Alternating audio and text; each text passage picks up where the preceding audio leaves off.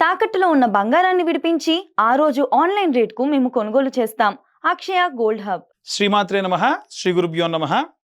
December నెలలో 1వ తారీఖు నుండి 31వ తారీఖు వరకు కూడా ద్వాదశ రాశులకి కూడా ఎలా ఉండబోతుంది, ముఖ్యంగా గురు తిరోగమనం. అప్పటి వరకు శుక్రుడు తన స్వక్షేత్రంలో నుంచి ఈ యొక్క వృశ్చికంలోకి ప్రవేశించడం, కుజుడు కూడా డిసెంబర్ 8, 9 తారీఖుల తర్వాతకి వృశ్చిక రాశి నుండి ధనుస్సులోకి ప్రవేశించడం.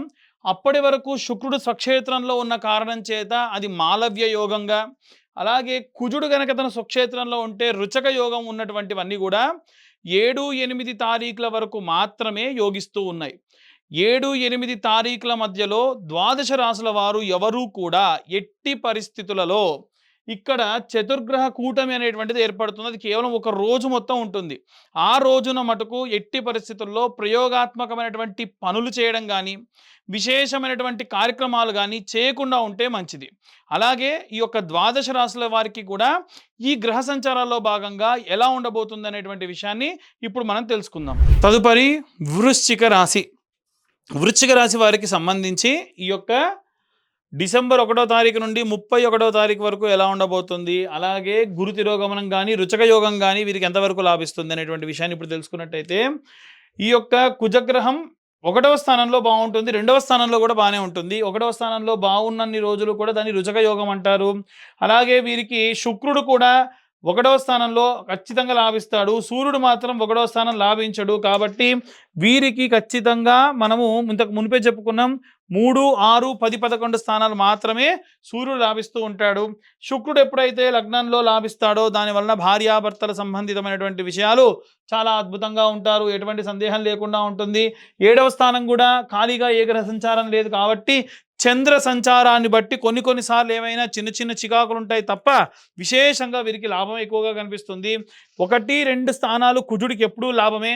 ఎప్పుడైతే బుధుడు ఈ యొక్క స్థానంలోకి వస్తాడో 8వ తారీఖు తర్వాతకి, అప్పుడు మాత్రమే బుధుడు ఇక్కడ లాభించడు.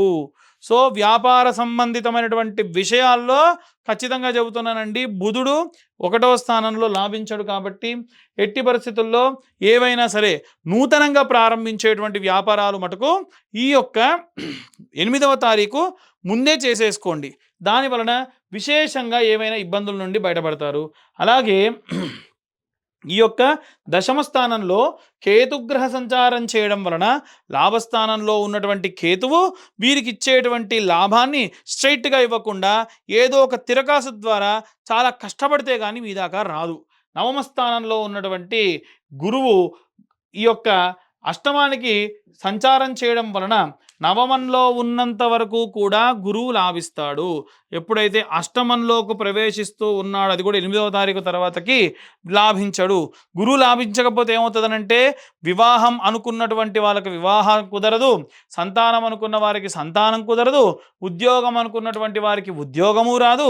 కాబట్టి ఇవన్నీ కూడా కలవాలి అనంటే మనం ఏం చేయాలి, 8వ తారీఖు కంటే ముందే ఏవైనా వాటికి సంబంధించిన పనుల గురించి విశేషంగా కనీసం ప్రారంభించండి. అయితే మూడాలు కదండి, ఇవి ఎలా చేయాలి? ఎప్పుడైనా ఈ ఒకవేళ వివాహం కుదిరింది లేదా పెళ్లి చూపులు చూస్తున్నారు అనుకోండి, ఏదైనా దేవాలయానికి వెళ్ళి చూడండి. ఒకవేళ దేవాలయానికి వెళ్ళిన తర్వాతకి మీకు అమ్మాయి నచ్చినా, అబ్బాయి వాళ్ళకి అమ్మాయి, అమ్మాయి వాళ్ళకి అబ్బాయి నచ్చితే సింపుల్, మీరు తీసుకెళ్ళినటువంటి స్వీట్ బాక్స్ని వాళ్ళు ఒక స్వీట్ బాక్స్ని తెమ్మని చెప్పి దేవుడికి నైవేద్యం పెట్టి వాళ్ళ బాక్స్ మీరు తీసుకోండి, మీ బాక్స్ వాళ్ళకి ఇచ్చేసేయండి. అది ప్రసాదంగా ఇవ్వండి. దానివలన ఏంటంటే ఏదైనా ఒకటి నచ్చింది అనేటువంటిది అనుకోవడం. కాబట్టి మూడాల తర్వాతకి మీరు అన్ని రకాలైనటువంటివి కన్ఫర్మ్ చేసుకోవడము, మాట్లాడడం అన్నీ కూడా చేసుకోండి. దాంట్లో ఎటువంటి సందేహం లేదు. ఇక వృశ్చిక రాశి వారికి సంబంధించి చతుర్థ, పంచమ స్థానంలో శనిగ్రహ సంచారం పంచమంలో చేయడం వలన ప్రేమించి వివాహం చేసేటువంటి వారికి కాస్త ఆటుపోట్లు, ఇబ్బందులు కలిగేటువంటి అవకాశం ఉంది. కాబట్టి ఎట్టి పరిస్థితుల్లో పంచమంలో ఉన్నటువంటి శనిగ్రహ సంచారం కొన్ని రకాలుగా వీరికి, అంటే ఏవైనా సరే ప్రొఫెషనల్ లైఫ్లో బాగుంటుంది కానీ పర్సనల్ లైఫ్లో అంత గొప్పగా ఉండదు. కాబట్టి ఇవన్నీ కూడా గోచార రీత్యా చెప్పేటువంటి విషయములు మాత్రమే. డీటెయిల్డ్గా జాతకం కావాలి అనుకున్న వారు మీ పేరు, మీ date of birth, time, place కింద ఉన్న నెంబర్కి వాట్సాప్ చేయండి. 2511 రూపాయలు ఛార్జ్ చేసి చేసి 60-70 పేజీల్లో జాతకం విశ్లేషణతో చెప్పడము, డీటెయిల్డ్గా జాతకం గురించి మీతో మాట్లాడడము, 16 భావచక్రములు, అలాగే అష్టక వర్గ, నవాంశ, దశ, అంతర్దశ, మీకు ఏ సంవత్సరంలో ఏ దశ నడిస్తే ఎలాంటి ప్రభావాలు ఉంటాయని పారాగ్రాఫ్ వైజ్ కూడా మ్యాటర్ ఇవ్వడం జరుగుతుంది. వైవాహిక జీవితము, వృత్తి, వ్యాపారము, సంతానము, అలాగే మీకు ఉండేటువంటి యోగ్యమైనటువంటి యోగములు, వీటన్నిటి గురించి కూడా ఆ జాతకంలో మెన్షన్ చేయడం జరుగుతుంది. దీనికి కాను నాకు ఒక రోజు టైం పడుతుంది. 2500 రూపాయలు ఛార్జ్ కూడా నా ఎఫర్ట్ కోసం నేను ఛార్జ్ చేయడం జరుగుతుంది. ఇక అందరూ కూడా ఏ మంత్రం చదవాలి, ఏ రెమెడీస్ తీసుకోవాలనేటువంటి విషయాన్ని ఇప్పుడు మనం తెలుసుకుందాం. ఇప్పటి వరకు మనం ఈ రాశి వారికి సంబంధించి డిసెంబర్ నెలలో ఉన్న గ్రహచారాల్ని బట్టి, తిథి వార నక్షత్ర యోగ కరణాలని బట్టి మనం జాతకాన్ని విడివిడిగా చెప్పడం జరుగుతుందని చెప్పుకున్నాము. కానీ ఇప్పుడున్నటువంటి పరిస్థితుల్లో వీరు ఏ మంత్రం చదవాలి ఈ డిసెంబర్ నెలలో అనేటువంటిది ఇప్పుడు మనం తెలుసుకుందాం. ముఖ్యంగా అండి, ఈ వీడియో చూస్తున్న వాళ్ళు దయచేసి వీడియో అలా చూస్తున్నారు తప్ప మేము చెప్పేటువంటి మ్యాటర్ ఇన్ఫర్మేటివ్గా ఉంటే దయచేసి లైక్ చేయండి, వీలైతే ఇన్ఫర్మేటివ్గా ఉండి ఇంకొంతమందికి షేర్ చేయండి. కాస్త దానివల్ల మాకు ఎంకరేజ్ చేసిన వాళ్ళు అవుతారు. అయితే ఇప్పుడు నేను చెప్పే రెమెడీ అందరూ కూడా పాటించండి. మంత్రం ఏం చదవాలి అనేటువంటిది నేను ఆఖరిలో చెప్తాను. ఇప్పుడు ఆ రెమెడీస్ ఏంటంటే, మీ దగ్గరలో ఉన్న నవగ్రహ దేవాలయానికి వెళ్ళిపోండి. నిత్యము కూడా ఒక ధాన్యం, ఒక పిరికెడు ధాన్యం తీసుకొని వెళ్ళాలి. అది ఏ ధాన్యం తీసుకెళ్ళాలి అనేటువంటిది ఇప్పుడు తెలుసుకుందాం. ఆదివారం నాడు ప్రారంభించాలనుకోండి, పిరికెడు గోధుమలు అంతే, ఒక ఆకు డొప్పలో వేసేసి, చిన్న మట్టి ప్రమిదలు మీకు బయట నెయ్యి వేసి అమ్ముతున్నారు ఆల్రెడీ, అది తీసుకొని వెళ్ళి ఆ ధాన్యంపై పెట్టి వెలిగించండి. తర్వాతకి 21 ప్రదక్షిణాలు చేయండి. ఎన్ని ప్రదక్షిణాలు? 21 ప్రదక్షిణాలు చేసి మళ్ళీ 6 ప్రదక్షిణాలు అపసవ్య దిశలో, అంటే clock wise 21, anti clock wise 6. ఇది నేను మళ్ళీ ప్రతి రోజుకి చెప్పను. మీరు నవగ్రహాల గుళ్ళో ఎప్పుడు ప్రదక్షిణ చేసినా 21 ప్రదక్షిణాలు చేయాలంటే 7 గ్రహాలకి 7 మూళ్ళ 21, రాహుకేతువులకు యాంటీ క్లాక్ వైజ్ డైరెక్షన్లో 2 మూళ్ళ 6 ప్రదక్షిణాలు, మొత్తం 27. అందుకే 27 నక్షత్రాలు మనకు ఉంటాయి నవగ్రహాల్ని బేస్ చేసుకొని. అయితే ఇలా చేయడం వలన నక్షత్ర నవగ్రహ దోషములుంటే పోతాయి. అది కూడా సూర్య సంబంధితమైనటువంటి దోషములుంటే ఆదివారం నాడు చేయడం వల్ల.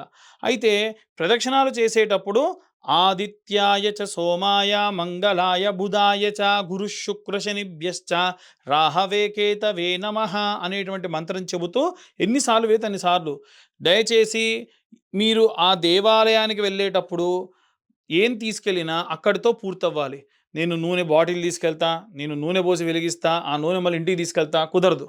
పసుపు తీసుకెళ్తా, కుంకుమ తీసుకెళ్తా, కేజీ పొట్లను తీసుకెళ్ళి కొద్దిగా వాడి వెనక్కి తీసుకొస్తా, కుదరదు. మీరు ఏ క్వాంటిటీ తీసుకెళ్తారో అక్కడితో క్లోజ్ చేయండి. అంటే తక్కువ తీసుకెళ్ళండి, అక్కడితో క్లోజ్ చేయండి. సోమవారం నాడు విషయానికి వస్తే, పిరికెడు బియ్యము లేదా ఒడ్లు ఒక ఆకుడొప్పలో వేసి చంద్ర భగవానుడి దగ్గర పెట్టండి. మొదటి రోజు సూర్యుడి దగ్గర పెట్టండి, రెండవ రోజు చంద్ర భగవానుడి దగ్గర పెట్టి దానిపైన ధాన్యం పైనే ఒక దీపం, ప్రతిరోజు కొత్త దీపం వెలిగించాల్సిందే. మట్టి దీపం ₹2, ఇంత చిన్న దీపాలు ₹2 ఉంటాయి. దాంట్లో ఇంతంత నెయ్యి వేయండి, ఒత్తి పెట్టండి. అవి కూడా రెడీమేడ్గా అమ్ముతున్నారు, అవే తెచ్చుకొని పెట్టుకున్నా సరిపోతుంది. అలాగే ఈ ప్రదక్షిణాలు కామన్, ప్రతిరోజు కూడా చేసేటువంటివి. అలాగే మంగళవారం నాడు కుజుడికి, అలాగే రాహుకి, కేతువుకి కూడా చేయొచ్చు. అయితే కుజగ్రహానికి చేసేటప్పుడు పిరికెడు కందులు తీసుకొని ఒక ఆకు డొప్పలో వేసి, ఒక పిరికెడు కందులు తీసుకొని ఆకు డొప్పలో వేసి చిన్న దీపం ఆ కందుల పైన వెలిగించేసేయండి. తరువాతకి ఆ ప్రదక్షిణాలు చేయడం కామన్, చదివేటువంటి మంత్రం కూడా కామన్. తర్వాతకి బుధగ్రహానికి సంబంధించి పిరికెడు పెసర్లు వేసి దీపం పెట్టేసి బుధవారం నాడు ప్రదక్షిణాలు కామన్, మంత్రం కామన్. గురువారం నాటి విషయానికి వస్తే శనగపప్పు లేదా శనగలు పిరికెడు వేసి ఆకుడొప్పలో దానిపైన కొత్త దీపం, ప్రతిరోజు కూడా కొత్త దీపం వెలిగించాలి. చిన్న మట్టి ప్రమిద సరిపోతుంది. ప్రదక్షిణాలు చేసేటప్పుడు మంత్రం చదవాలి.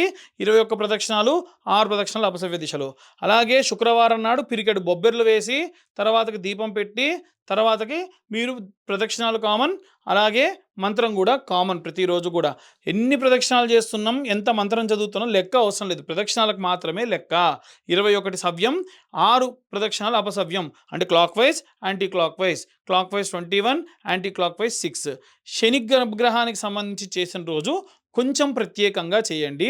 చేసేటప్పుడు పిరికెడు నువ్వులు ఆకుడొప్పలో వేసి దానిపైన ఒక దీపం పెట్టేసుకొని వీలైతే దీపం నువ్వుల నూనెతో వెలిగించి, వీలైతే ఒత్తి కూడా నల్ల ఒత్తి వేసి ప్రదక్షిణలు చేయడం ప్రారంభించండి.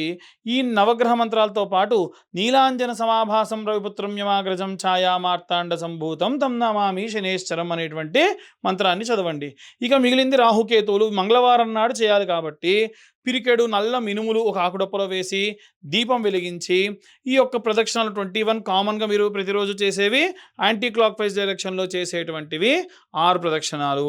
అలాగే కేతుగ్రహానికి కూడా ఆకుడొప్పలో నల్లటి రంగులో ఉండేటువంటి ఈ యొక్క ఉలవలు వేసి దానిపైన దీపం పెట్టి ప్రదక్షిణాలు common 21, anti clock wise 6. In case రోజు మీరు ఏమైనా పండ్లు తీసుకెళ్తారా, ఒక 2 పండ్లు తీసుకెళ్ళండి, అంతకు మించి వద్దు. ఏ గ్రహానికి మీరు తీసుకెళ్తే ఆ గ్రహానికి తీసుకెళ్ళండి. లేదు ప్రతి గ్రహానికి కూడా బెల్లం ముద్దలు పెడతా అంటే చిన్న సైజులో బెల్లం ముద్దలు ప్రతి ఒక్క గ్రహానికి పెట్టండి. పూలు కావాలంటే ఏ రోజు ఏ గ్రహానికి పూజ చేస్తే ఆ గ్రహానికి మీరు పూలు పెట్టండి. అలా విశేషంగా ఈ యొక్క నెల రోజులు కూడా చేయండి. ఎందుకు అంటే గ్రహ సంచారాలు విపరీతంగా మారుతున్నాయి. సంవత్సరం ఆఖరికి వచ్చేసింది. వచ్చే సంవత్సరంలో జల సంబంధితమైనటువంటి విషయాలు, అగ్ని సంబంధితమైనటువంటి ప్రమాదాలు విశేషంగా జరగనున్నాయి. కాబట్టి అలాంటి ఎన్నో రకాలైనటువంటి ప్రమాదాలను మనం దాటుకొని ప్రశాంతంగా ఉండాలి అంటే, శక్తిని చేకూరాలంటే నవగ్రహాలు నక్షత్రాలకు సంబంధించిన సంపూర్ణ శుభ కృపా కటాక్షాలు మన యందు ఉండాలి. ఇవన్నీ కూడా చెప్పేటువంటి రెమెడీస్ గోచార రీత్యా చెబుతున్నటువంటి విషయములు. డీటెయిల్డ్గా జాతకం కావాలనుకున్న వారు మీ పేరు, మీ date of birth, time, place ఉంటే జాతకం గురించి ఇంకా డీటెయిల్గా చెప్పి ఇలాంటి రెమెడీస్ వారి వారి పరిస్థితిని తగ్గట్టుగా చెప్పొచ్చు. దానికి కాను 2511 రూపాయలు ఛార్జ్ చేయడం జరుగుతుంది. కాబట్టి మనకు 2026వ సంవత్సరం ఎలా ఉండబోతుంది, ఎవరైనా ప్రముఖులు గతించబోతూ ఉన్నారా, అలాగే ఎలాంటి ప్రమాదాలు జరగబోతూ ఉన్నాయి అనేటువంటి విషయాలుతో మీ ముందుకు వస్తాను. సర్వే జనా సుఖినో భవంతు. స్వస్తి.